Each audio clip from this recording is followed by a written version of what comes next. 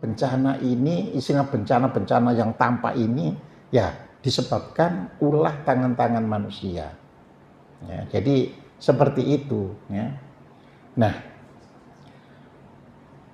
maka Allah, nah di sini perlu kita beri intercept, membiarkan bencana itu. Ya. Karena di ayat itu tidak ada, tapi maksudnya kita bisa pahami. Ya. Jadi Allah kita intercept, ya, yaitu tanda dash, membiarkan bencana itu. Ya. Nah, kalau di Al-Quran kan di sini kan, maka Allah ya tidak merasakan gitu kan. Nah, kalau Allah tidak merasakan kan bukan Allah lagi kan gitu. Maka kita intercept lalu agar manusia merasakan sebagian dari akibat perbuatan mereka. Ya. Agar mereka bisa kembali ke jalan yang benar. Jadi maksudnya begitu kita ingat peristiwa alam terus menyadari, kita tata-tata, kita benahi, itu kembali ke jalan yang benar. Maka permana kita itu jadi naik. Nah, karena kita menyelamatkan kehidupan. Ya.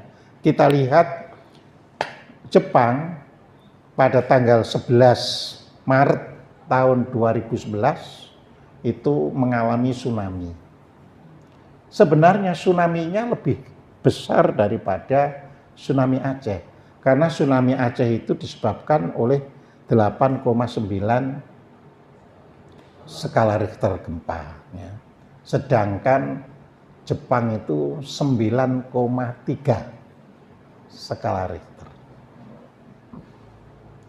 Tapi korbannya ya kan sedikit, itu masih 18.000 kan kalau Jepang kemarin itu, yaitu 18.000 nyawa. Ya. Itu termasuk yang baik yang diketahui mayatnya maupun yang hilang. Hanya kan mereka sudah punya KTP-nya lah, ya. Nggak ada sekian orang, itu 18.000. Ya. Nah, kita Aceh saja itu 300.000. Belum yang wilayah bagian India sebelah ini, ya, iya, terus wilayah Thailand dan sebagainya itu. Ya. Total akibat tsunami Aceh itu seluruh dunia itu 500.000. Jadi 300.000-nya ada di Aceh, ya, terus sekitar apa itu 20, hampir 100-an ribu India bagian timur itu, jadi Teluk Benggala itu, ya, atau Laut Andaman itu. Terus Thailand itu 5.000. Ya.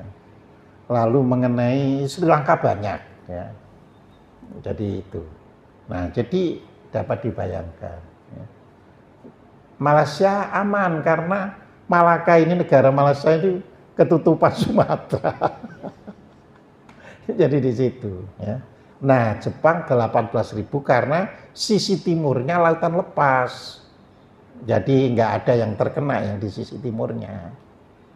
Ya, jadi di situ. Nah, di sini diapitkan Aceh itu. Ya.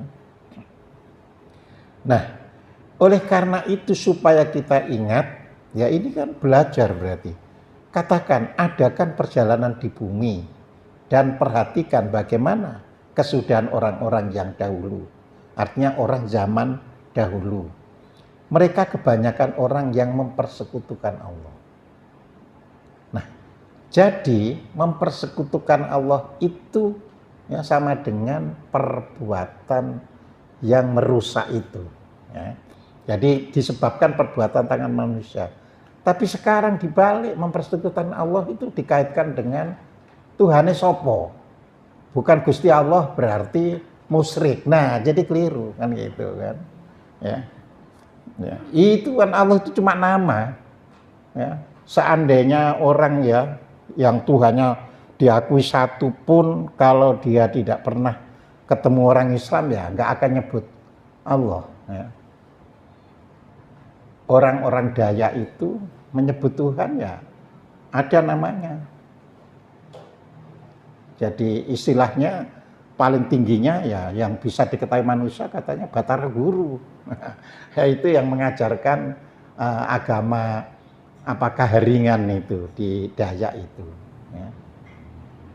Jadi bayangkan Dayak itu macam-macam loh ya. Kalau seperti orang Jawa lah ya, ada Jawa apa itu Brebes Tegal, ada Jawa Solo Jogja, ada Jawa Surabaya, ada Jawa apa itu namanya Tapal Kuda dan sebagainya. Orang Dayak macam-macam.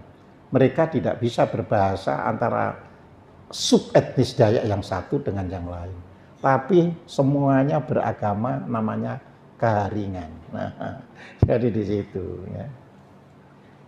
Kaharingan itu artinya damai sebenarnya. Ya, jadi di situ. Nah, jadi menyadari peristiwa dan bencana alam itu mencegah hilangnya permana. Jadi kita sadar. Karena sadar, otomatis kan kita lebih punya niat baik untuk supaya tidak terjadi bencana, kita harus begini, ya kan. Ini mengapa? Makanya kita beri pertanyaan mengapa? Alam bekerja dengan hukumnya sendiri, ya, tanpa ada campur tangan manusia. Jadi gunung meletus pasti ada, longsor akibat banjir pasti ada, gempa yang menyebabkan berbagai rekahan tanah juga terjadi, tetapi semua itu merupakan proses penyempurnaan diri pada alam. Jadi pada mulanya itu tsunami terjadi dan sebagainya itu bukan karena manusia, tapi itu proses penyempurnaan diri alam. Nah, jadi di situ ya itu tadi, karena gunung meletus bisa tanam subur, ya kan. Nah, jadi makanya kalau di dalam bahasa Al-Qur'an dikatakan, ya kan, dan dia sebenarnya itu dia menciptakan, menjadikan di bumi itu, ya. Jadi kurang kontrol, mungkin karena sedikit ngantuk tadi malam. Jadi waja'ala fiha rawasiya, itu sudah saya kontrol. Rawasiya itu kalau di apa itu yang bisa copy paste di disketnya Kementerian Agama, yaitu gunung-gunung, ya, tapi sudah saya ganti. Yang belum terganti itu kalau kholaqo bisa diterjemahkan dengan menciptakan, tapi kalau waja'ala itu dia menjadikan atau membuat, ya, di bumi itu rawasiya. Jadi apa bedanya mencipta dengan menjadikan? Kalau mencipta itu adalah seperti creativity, ya. Tapi kalau menjadikan itu sudah ada bahan-bahan, itu sudah tersedia, ya. Ini ada tepung, ini ada vanili, ini ada gula, ini ada santan. Oke, dijadikan apa? Jadi seperti itu, ya. Jadi rawasiya di atas permukaannya, ya. Ya, memang di dalam kamus Arab, ya kan, karena kan ini proses budaya. Jadi bangsa Arab itu, ya, ketika menyebut gunung itu jibal. Tapi ketika menyebut gunung dalam pengertian kok bisa membuat apa ini kelihatan bumi itu menjadi lebih baik dan sebagainya, disebut rawasiya. Cuma terjemahan kita sekarang tetap gunung, kan gitu kan. Jadi rawasiya itu bentuk jamak, makanya diterjemahkan gunung-gunung. Tapi saya tidak terjemahkan, ya, supaya kita paham. Jadi rawasiya itu adalah sesuatu, ya, di bagian bumi, ya, yang membuat bumi ini bekerja, ya, sebagai sistem yang kokoh. Nah, jadi di situ. Makanya di situ dikatakan dia memberkahinya, ya. Ya, jadi di situ dikatakan rawasiya min fauqiha, yaitu di permukaannya, ya. Wa baraka fiha, jadi Tuhan itu, ya kan, memberkati. Nah, jadi di situ, ya. Di bumi itu, ya. Jadi situ. Wa qaddara fiha, ya kan, lalu ditentukan. Nah, ini tadi ada takdir itu, jadi dibuatlah. Jadi takdir itu sudah bisa dihitung, ya. Jadi dikatakan ditentukan padanya, jadi pada bumi itu maksudnya gitu, kadar ya, makanan bagi siapa? Bagi makhluk hidup. Itu selama dalam 4 masa atau 4 periode. Ya. Jadi dalam 4 periode. Nah, di situ ada ini kan kata-kata sawaun lisa ya ilin ya, sama bagi semua, bukan semua, itu semua orang yang mencari ya. Ya, tapi karena orang Arab itu yang bisa mencari itu biasanya orang, tapi sebenarnya ini ya, diberikan itu sama bagi semua makhluknya. Ya, jadi seperti itu. Inilah hukum alam yang berlangsung sebelum terciptanya manusia. Jadi sebelum tercipta manusia. Nah, pemahaman ini penting bagi manusia karena sumber permana juga dari alam semesta, ya kan gitu kan. Jadi bukan sudah baru digerojok, tidak. Ya, jadi itu berproses ya. Nah, makanya di sini tahap pertama adalah terbentuknya bumi ya. Jadi kita tahu kan ya, bahwa di dalam teori kosmologi ya kan, itu setelah Big Bang itu ya, maka buat manusia yang pertama itu terbentuknya bumi. Tentu ya, kalau secara pelajaran kosmologi dan astronomi, yang dimaksud bumi itu ya semua planet. Cuma bagi kita yang hidup ini ya di bumi ini gitu kan. Lalu bumi itu seperti bola api loh pada mulanya itu ya, seperti bola api ya. Karena semakin jauh dari induknya, yaitu dari matahari ya kan, nanti di ayat dikatakan pada surat Al-Anbiya ayat 30 kan dikatakan ya, yang kemarin sudah kami sampaikan ya kan, apakah orang kafir itu mengetahui bahwa langit dan bumi dahulunya satu padu, lalu kami pisahkan keduanya. Makanya saya tanya, sekarang kalau itu ditanyakan orang kafir, apa orang Islam juga tahu? Kalau orang Islam nggak tahu kan kafir juga, gitu kan. Ya. Jadi seperti itu. Nah, ini pemahaman demikian ini penting. Ya. Memang menggoyangkan iman orang pada umumnya. Ya.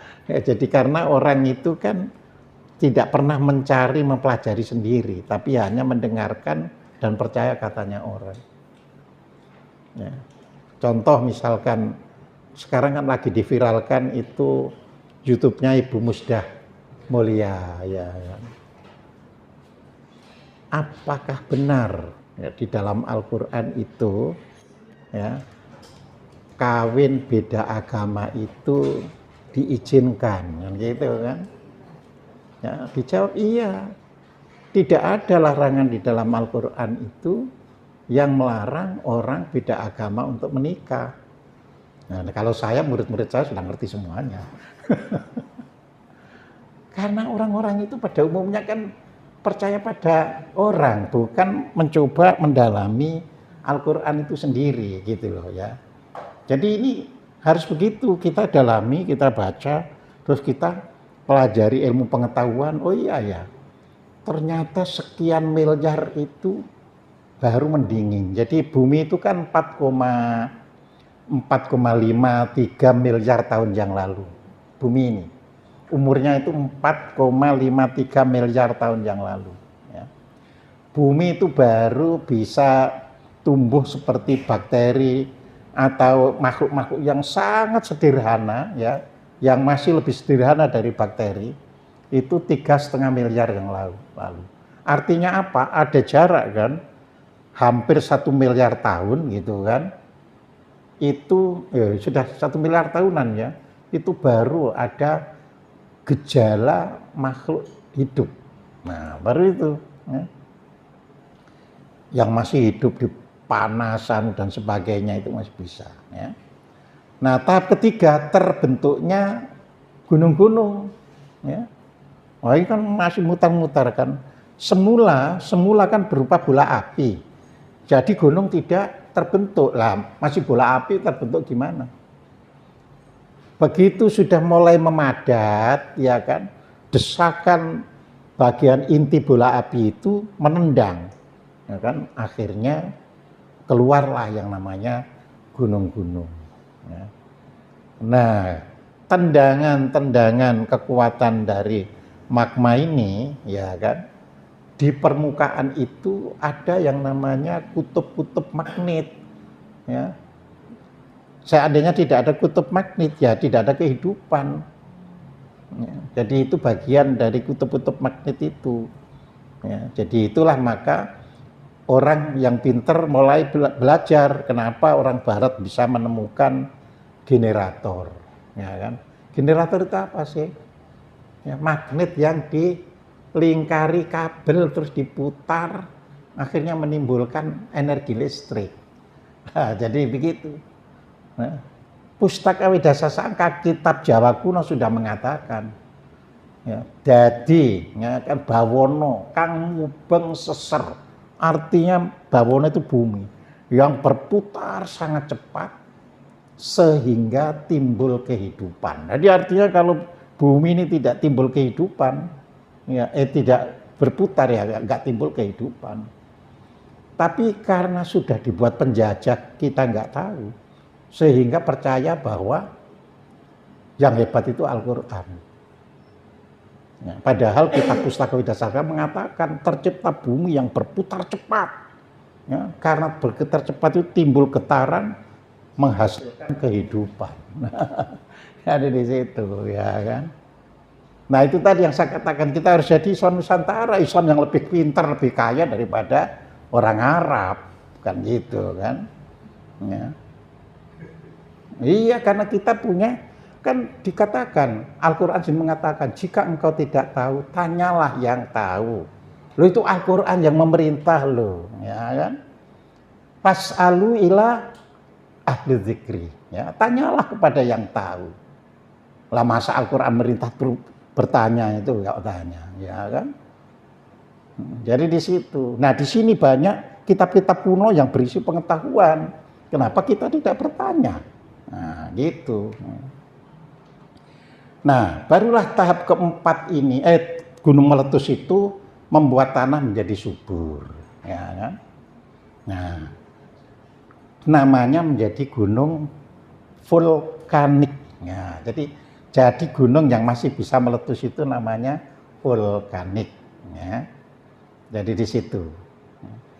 Nah, namanya suatu gerakan, ya kan, ada pada saat tertentu, ya, dia inaktif, istirahat, ya, maka disebut gunung sedang istirahat. Tapi itu vulkanik. Jadi di Jawa ini, di Jawa tok loh ya, itu lebih dari 50 vulkanik, ya, yang saat ini banyak yang istirahat.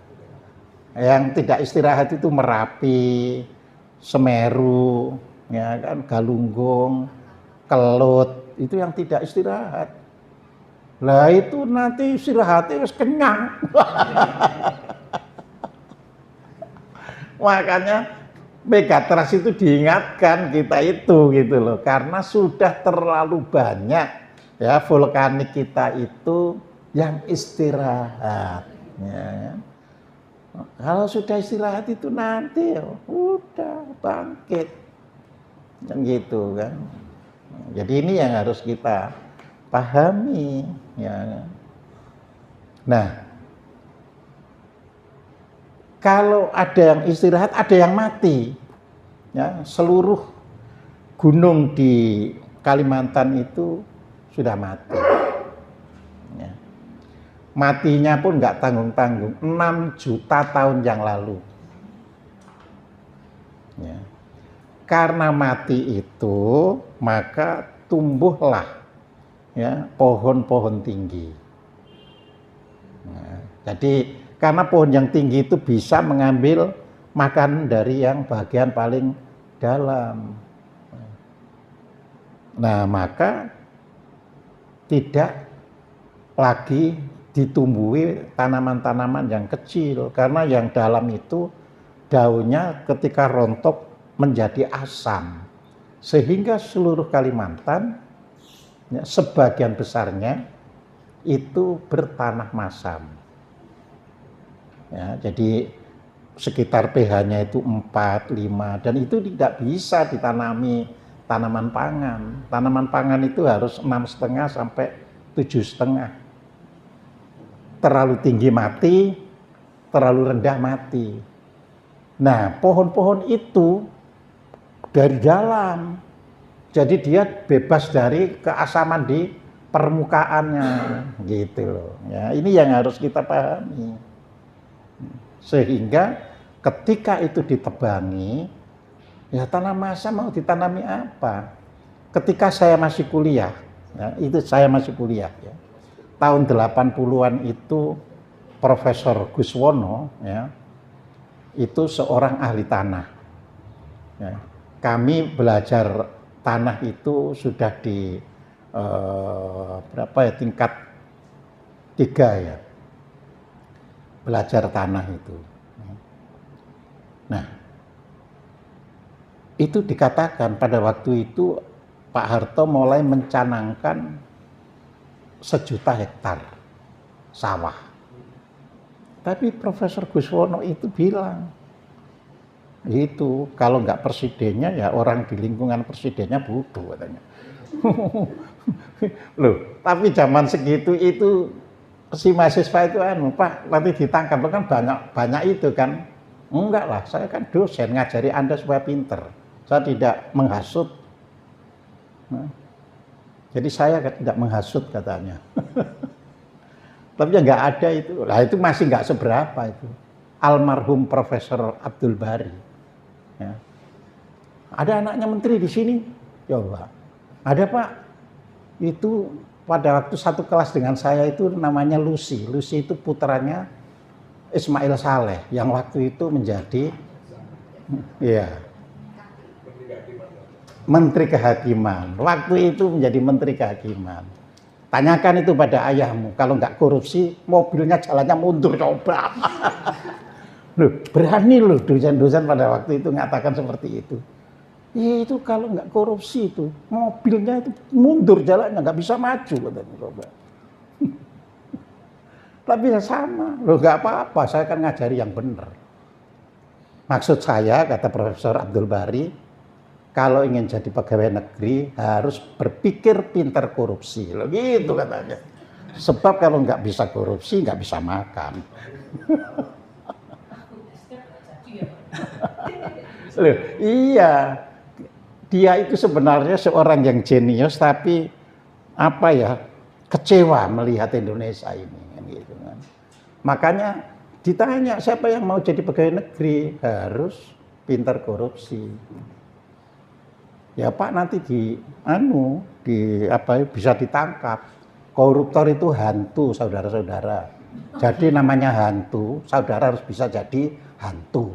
Sesama hantu tidak mengganggu. Waduh, saya untung loh dapat dosen-dosen yang ada seperti itu. Sekarang mungkin nggak ketemu sudah. Rektor aja sudah nggak berani kalau sekarang. Ya. Jadi seperti itu. Nah, tahap keempat itu proses pencairan es ya, yang menyelimuti bumi. Ya, makanya terus ada glacier, ada itu, terus nanti ada banjir. Itu berkali-kali. Ya, yang terakhir itu adalah terakhir dari sisi kita lah ya. Itu terjadi antara 9.000 hingga 11.000 tahun yang lalu. Ya. Artinya Nuh itu kalau ditulis pada tahun 3.500 sebelum Masehi berarti tidak termasuk glacier. Gitu loh. Karena glacier itu antara 9.000 hingga 11.000 tahun yang lalu. Cuma punya, kan tidak terus glacier berhenti itu terus berarti laut tenang. Tidak kan, glaciernya sudah tidak mencair, Tapi air laut itu masih mengalami ombak, mengalami kena angin ke sana kemari, baru tenang itu gini, air laut sudah tidak tambah lagi. Ya, itu sekitar 3000 tahun sebelum Masehi. Itu justru sudah air laut itu semakin turun. Nah, sekarang ini air laut mulai meningkat lagi, kan gitu kan. Jadi kita harus paham, ya, itu memang alam, cuma manusia mempercepat gitu loh. Ya. Jadi air laut meningkat lagi, makanya Jakarta ini karena penduduknya mengambil air tanah, ya setiap tahun turun sekian senti kan gitu kan. Jadi seperti itu. Ya. Nah semua pasti ada akibat. Nah tahap kelima, ya kan, proses terciptanya makhluk hidup. Nah jadi semua setelah mapan itu tercipta. Yang tercipta pertama ya satu sel, tapi satu sel itu pun nanti ada satu sel yang akhirnya bisa menutup diri sehingga jadilah sel hewan, dan ada yang selalu terbuka itu jadi sel tumbuhan, jadi seperti itu. Lalu ada selaput ininya yang sangat kuat kalau yang jadi tumbuhan itu, selaput selnya itu sangat kuat, ya, itu tumbuhan. Nah, jadi seperti itu. Nah, jadi yang jadi hewan ya bergerak, ya kan, untuk ini. Nah, yang jadi tumbuhan ya menetap. Jadi di situ. Itu pun belum ada oksigen. Jadi hidupnya itu kalau kita belajar biologi, ya, hidup sel-sel pertama itu hanya karena cahaya. Makanya orang-orang kuno mengatakan sumber kehidupan adalah cahaya. Jadi di situ barulah nanti dalam perkembangannya mengatakan sumber kehidupan itu air. Itu perkembangannya. Nah, Al-Qur'an itu sudah ke arah belakang, sudah zamannya Romawi. Romawi Yunani itu sudah mengatakan, ya, bahwa semua yang hidup ini berasal dari air, dan itu ada di surat Al-Anbiya. Jadi Al-Qur'an pun meskipun kita sebut sebagai wahyu, ya, ternyata kan gitu kan, hanya proses saja dari keadaan yang sudah dibaca orang, gitu loh, ya. Jadi supaya kita tidak kapusan, gitu.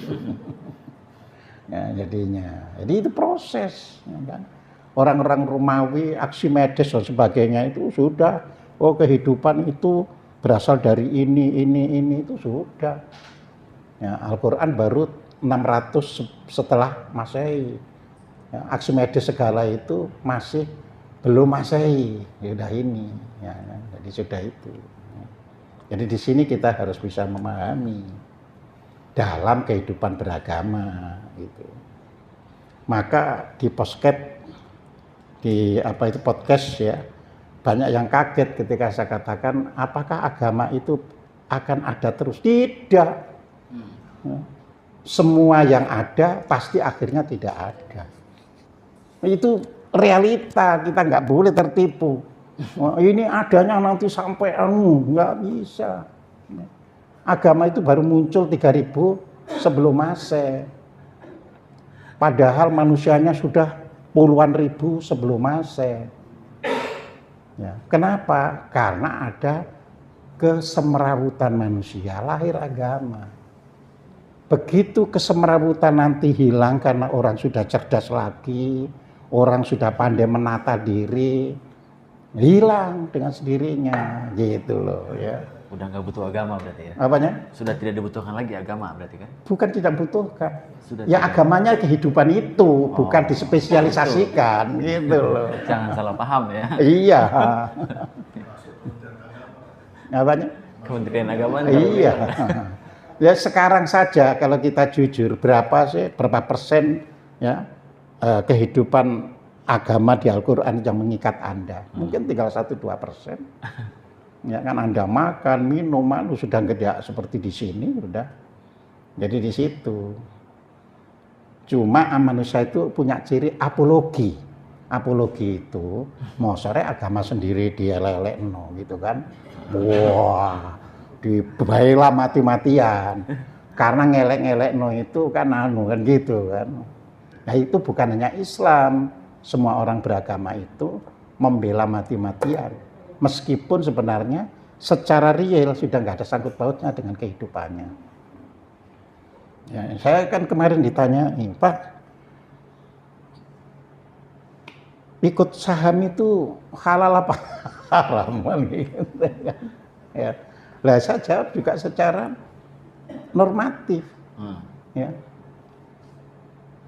Kalau you tahu halal dasarnya apa? Mau kalau di Indonesia itu dasarnya itu itu MUI itu. Ya.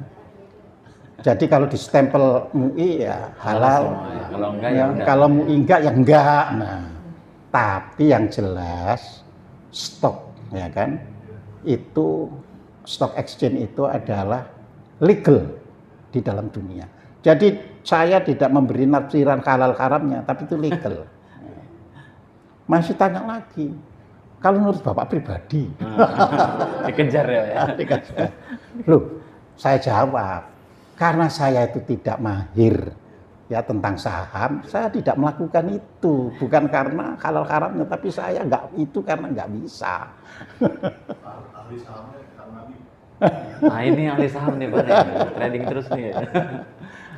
Nah, makanya tadi saya tanyakan sebenarnya ada itu yang nurut Al-Quran itu ya cuma 1-2 gitu loh. Lainnya itu sudah permainan di dunia semuanya. Tapi legal itu benar. Ya, bahwa saham itu legal. Iya, kan gitu kan. Ya. Jadi kita kan nggak bisa terus nafsirian karena agama itu sendiri yang paling banyak perkembangannya itu karena legalitas dari manusia. Ya. Minum kopi itu abad ke-15 haram loh. Iya, haram. Anda bisa masuk penjara kalau berani minum kopi itu.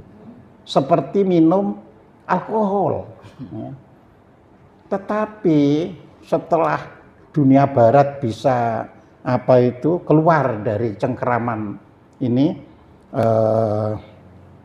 Bani Umayyah di Spanyol, Andalusia kan jatuh.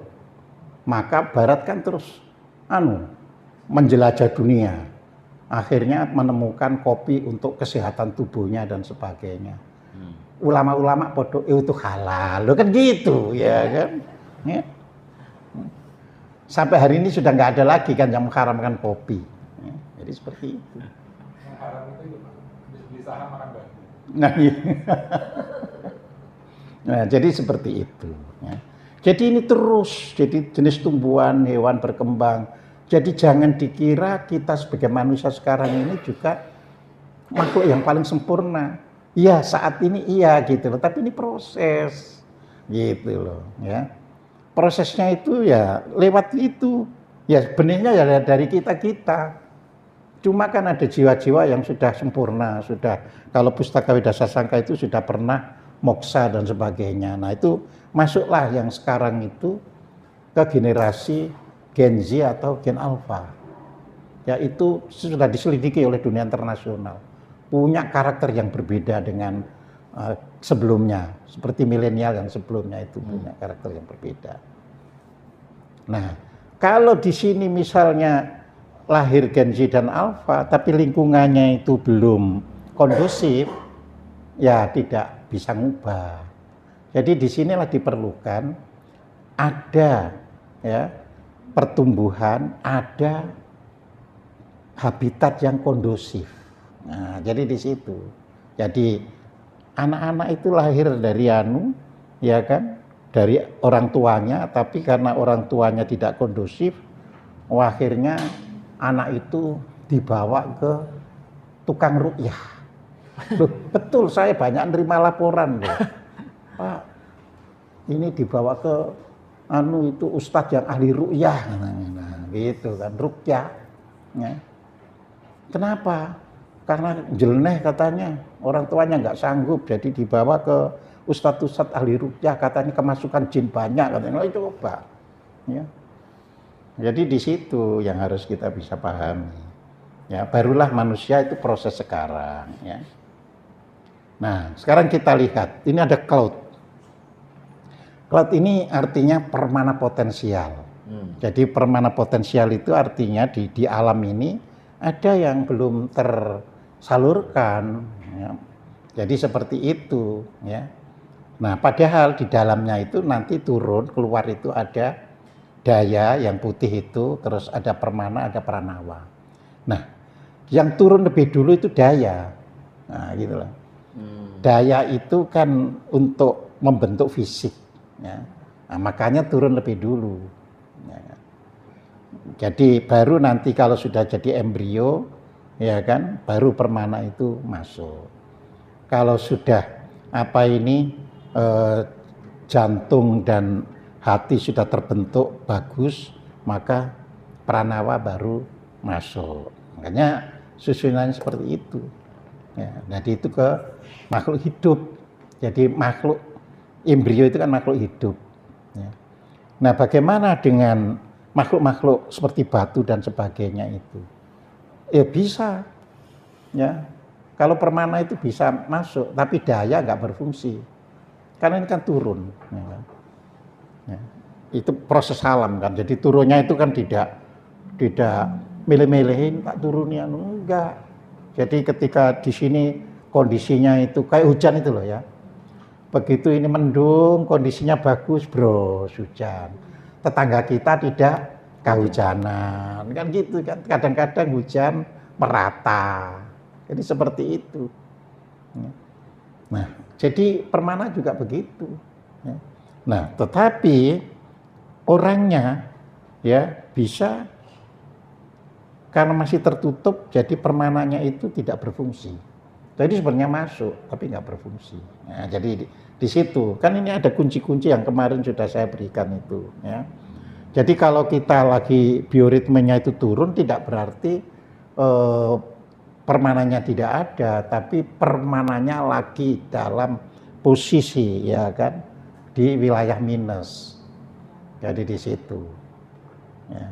Tapi selama tidak terkunci, tidak membahayakan, gitu loh. Kalau terkunci, ya orang bisa kecelakaan atau meninggal. Jadi seperti itu. Ya, jadi di bioritme itu. Nah, seperti awan kan, yang dari bawah pun naik. Ya kan, air laut itu kan terus naik jadi awan juga, yang dari tumbuh-tumbuhan itu, ya, naik. Ya. Jadi awan itu bukan dari air laut, tapi dari air yang dihisap oleh tumbuh-tumbuhan. Jadi karena H2O yang dilepas oleh tumbuh-tumbuhan itu yang disebut evaporasi, itu bersih, jadi dia ringan. Karena ringan naik ke angkasa. Nah, di angkasa ketemu dengan segala kotoran, yaitu ada garam, ada nitrogen dan sebagainya. Nah, kita tahu kan atmosfer kita ini tersusun dari oksigen berapa persen? Kan yang lebih banyak kan nitrogennya kan, ada CO2 ya kan, mungkin 20%-an ya di oksigen itu. Nah, jadi kalau siang begini ini ya kan, karena panas, jadi tadi seperti Australia dan lain-lain, maka oksigen banyak turun. Nah, kalau siang begini ini, kalau malam, ya itu oksigen itu jadi naik. Makanya orang itu kalau malam, ya kan, sedikit turun oksigennya sehingga memacu melatonin untuk terbentuk, sehingga ngantuk terus tidur. Itu proses alam, peristiwa alam. Coba Anda tidak ada proses alam itu, ngantuk nggak pakai kondo-kondo gitu kan, wah bisa nggak jalan melaku jeblok tidur. Iya, ya ini proses. Ya. Nah, makanya kalau orang kita selalu bukan bacalah Alkitab, tapi eling lan waspada, ya kan. Itu realitas. Eling itu selalu sadar dan menyadari. Ya, jadi ketika kita bangun tidur, Itu eling dulu kan. Oh ya, aku tangi. Terus baru menyadari, oh ya hari ini aku punya tugas ini. Jadi eling itu adalah sadar dan menyadari. Eling lan waspada. Waspada itu apa? Bisa memperkirakan hal-hal yang akan mengganggu dirinya. Sehingga, oh enggak, di sana ada ini, aku ke sini. Nah, tapi kita tidak eling waspada bangsa ini, makanya permanannya turun. Ya. Buktinya korupsi jalan terus, kan enggak eling lan waspada. Ya. Makanya kemarin saya sampaikan kan, orang tahu belum tentu mengerti. Ya. Orang koruptor itu tahu bahwa korupsi itu jahat, itu tahu, bukan tidak tahu. Cuma mereka kan ini, apa saja kalau ketangkap. Nah, masalahnya ke situ. Tapi kalau dia mengerti ya bahwa korupsi itu jahat, nggak berani melakukan. Nah, jadi di kita ini banyak orang tahu, tapi sedikit orang mengerti. Nah, ini. Karena itu tadi tidak eling lan waspada gitu. Nah, jadi proses penciptaan tak pernah berhenti. Ya. Jadi meskipun ada bencana, ada ini, ada itu, tapi proses penciptaan itu sendiri tak pernah berhenti.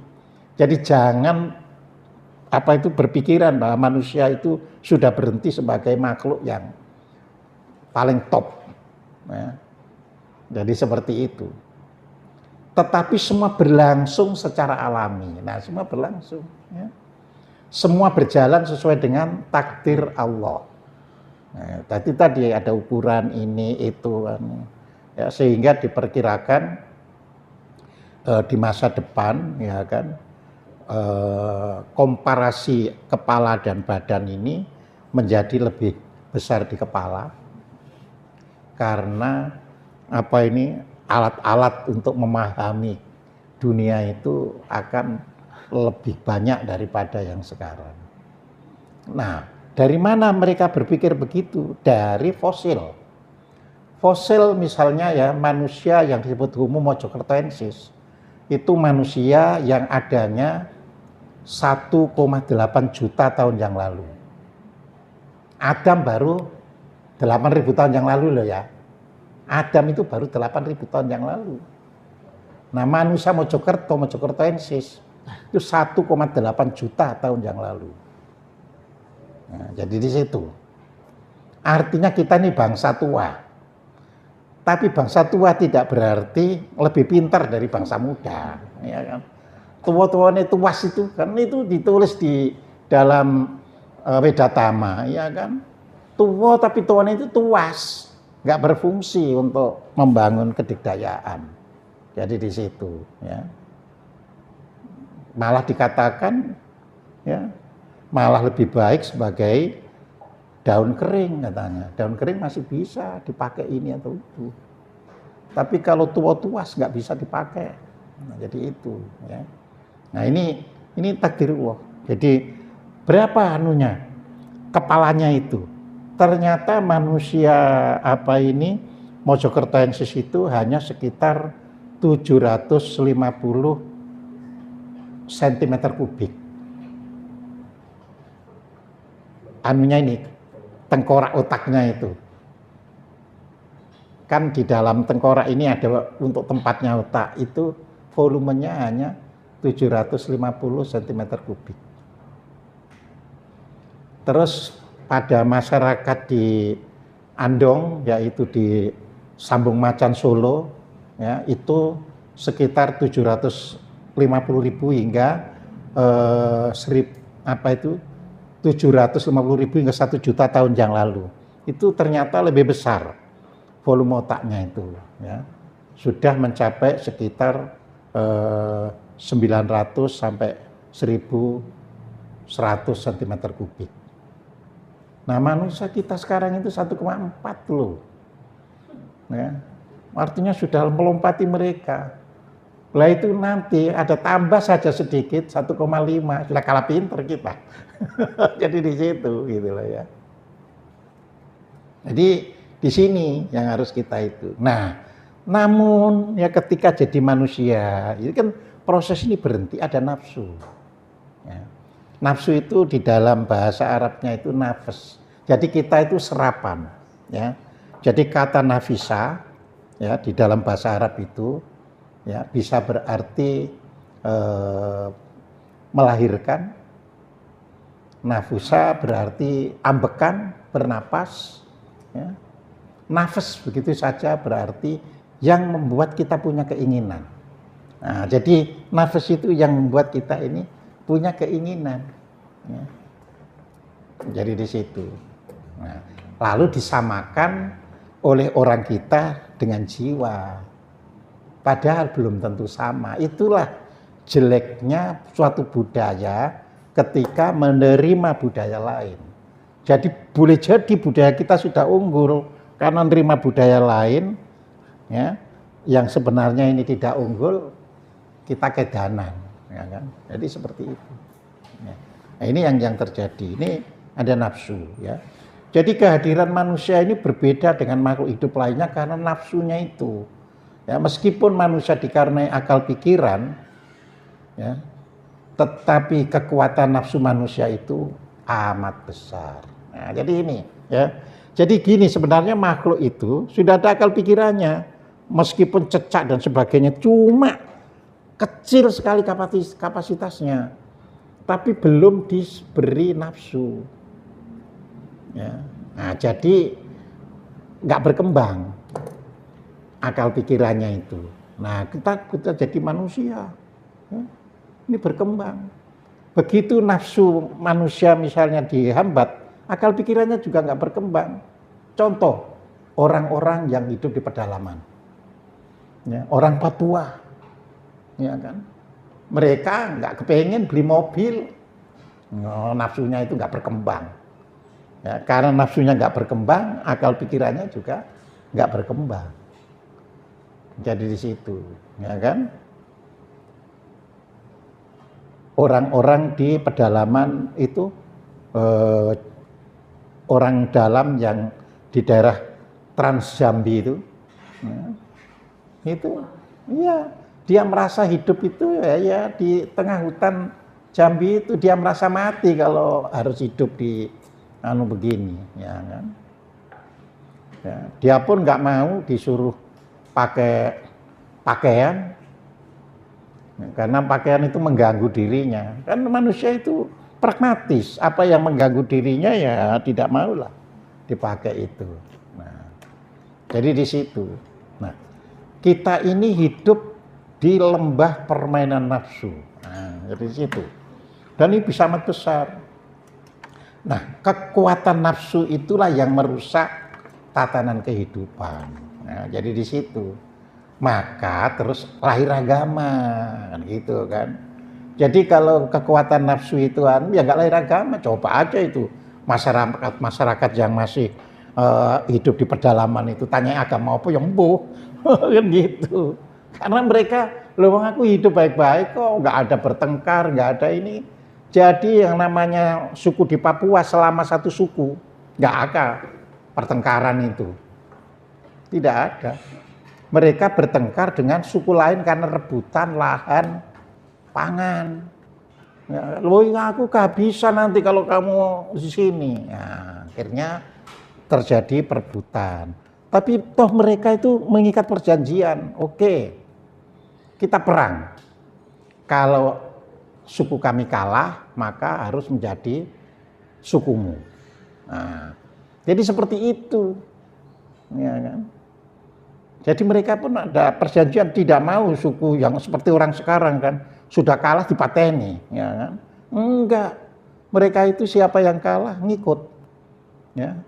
Terus nanti perempuan-perempuan dari yang kalah itu diambil oleh orang-orang itu, ya. Jadi seperti itu. Nah, jadi makanya ya nggak berkembang banyak, jumlahnya puluhan tahun, ratusan tahun ya segitu gitu aja gitu loh, ya. Karena itu adalah realitas, ya. Nah, makanya kembali pada surat 30 ayat 41 dikatakan yang merasakan akibat dari bencana adalah orang yang membuat bencana itu sendiri. Jadi kalau kita sekarang ini ada megatrust dan sebagainya, ya itu berarti perilaku kita pada waktu yang lalu. Ya, jadi itu, ya. Bencana yang disebabkan oleh seseorang ternyata tidak menimpa orang lain, tetapi menimpa pada orang yang membuatnya, ya itu. Ya. Ini ayat Al-Qur'annya, ya. Jadi apa ini? Ini pada surat 35 ya, ayat 43 ya. Jadi di situ, ya. Berlaku sombong di bumi dan merencanakan kejahatan. Rencana jahat tak akan menimpa selain kepada orang yang merencanakannya sendiri. Ya. Tiada yang mereka nantikan melainkan sunnah Allah yang telah berlaku pada orang-orang zaman dahulu. Tetapi engkau tidak akan menemukan perubahan bagi sunnah Allah. Artinya, ya sunnah Allah itu begitu. Kalau kamu melakukan rusak, ya nanti kamu sendiri yang ketiban. Jadi di situ, ya. Dan engkau tak akan menemui penyimpangan bagi sunnah Allah. Itu artinya nggak akan berubah-ubah. Ya. Jadi bangsa yang merusak, ya pasti nanti rusak gitu loh. Jadi di situ. Ya. Nah, jadi bila kita membaca surat 30 ayat 42 ditegaskan bahwa yang berbuat kerusakan di alam ini adalah orang-orang musyrik. Ya. Jadi yang berbuat itu orang-orang musyrik. Jadi dalam hal ini sebenarnya kemusyrikan itu berkaitan dengan perbuatan. Nah, oleh karena itu ayat tersebut mempersilahkan kita untuk melakukan perjalanan di bumi ini dan menyaksikan akibat dari perbuatan orang-orang zaman dahulu, yaitu kehancuran akibat tangan-tangan atau perbuatan kotor manusia. Lalu perhatikan pernyataan bahwa hal itu dikarenakan sebagian besar mereka itu adalah orang-orang musyrik. Jadi di situ. Ya. Jadi makanya bangsa yang bisa merawat negaranya ya semakin bagus, semakin indah gitu. Jadi apakah yang diemban oleh Syekh Siti Jenar? Nah, itu kan kita harus bertanya. Ia mengemban amanat agar bangsa ini tidak ikut-ikutan menjadi orang musyrik. Nah, karena sudah ikut-ikutan ada kuburan, bukan kuburannya Habib ditulisi, ya, kuburan Habib ini, jadi begitu kan. Jadinya ya.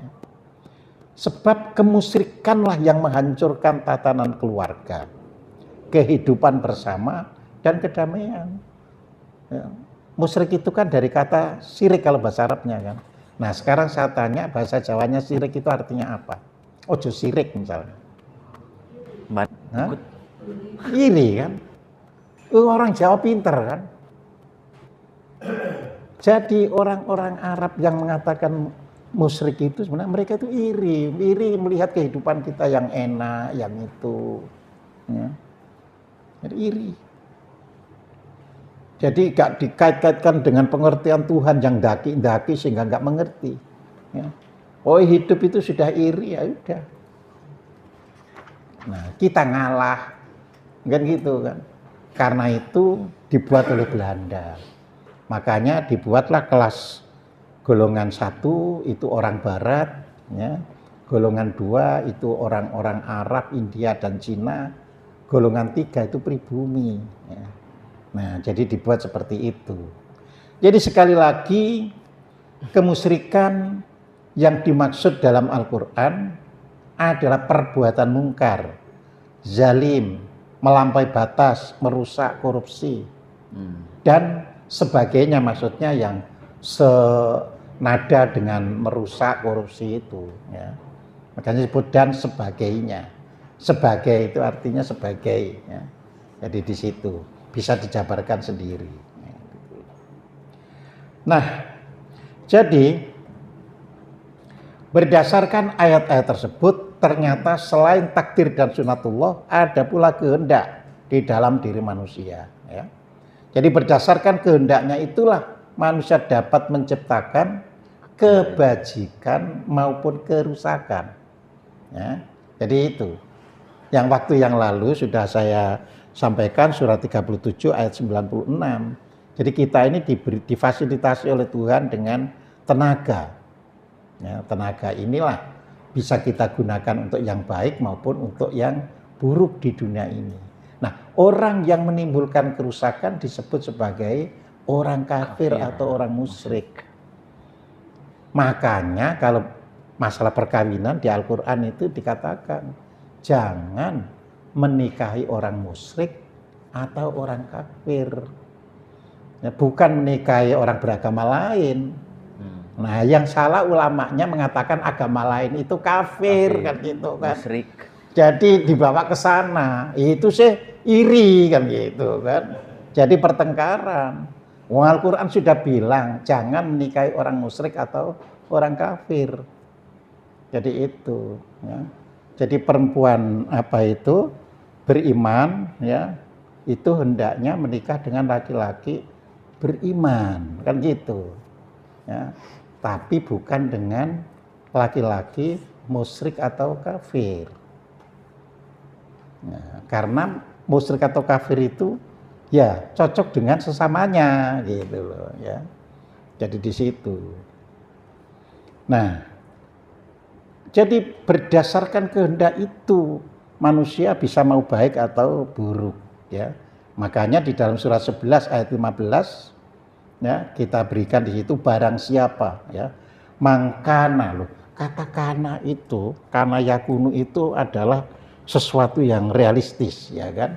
Jadi barang siapa menghendaki, menghendakinya itu yuridunya itu. Ya kan? Man itu barang siapanya itu. Ya. Tapi kana kan nggak bisa diterjemahkan di sini, itu suatu kondisi. Ya, jadi itu. Jadi kana yang kuno artinya ono gitu kalau dulu belajar bahasa Arab itu. Kana yakunu tegesipun ono kan gitu. Ya, kan? Tapi itu lebih mahir loh daripada yang kuliah tinggi-tinggi. Kiai-kiai dulu itu ya sederhana, tapi bahasa Arabnya itu aplikatif. Jadi di situ. Ya. Nah di situ dikatakan yuridu. Kita murid itu kan orang yang berkehendak artinya. Nah, jadi di situ. Nah, kalau itu diubah ya, jadi murad itu ada dua. Orang yang menghendaki dan sekaligus orang yang dikehendaki. Jadi seperti itu ya. Nah, jadi di situ dikatakan yuridul hayatad dunya. Jadi menghendaki kehidupan dunia dan perhiasannya. Apa kata Tuhan? Kami akan membayar penuh kepada mereka ya. Jadi di situ nuwaffi ilaihim ya. Kami bayar penuh. Ya, artinya tidak dirugikan ya. Kepada mereka hasil dari pekerjaan mereka ya. Jadi akmaluhum fiha artinya di dunia ini ya. Lalu dikatakan wahum fiha la yub'atsun. Jadi mereka tak akan dirugikan. Tapi kalau orang tidak paham reinkarnasi nggak bisa baca ayat ini.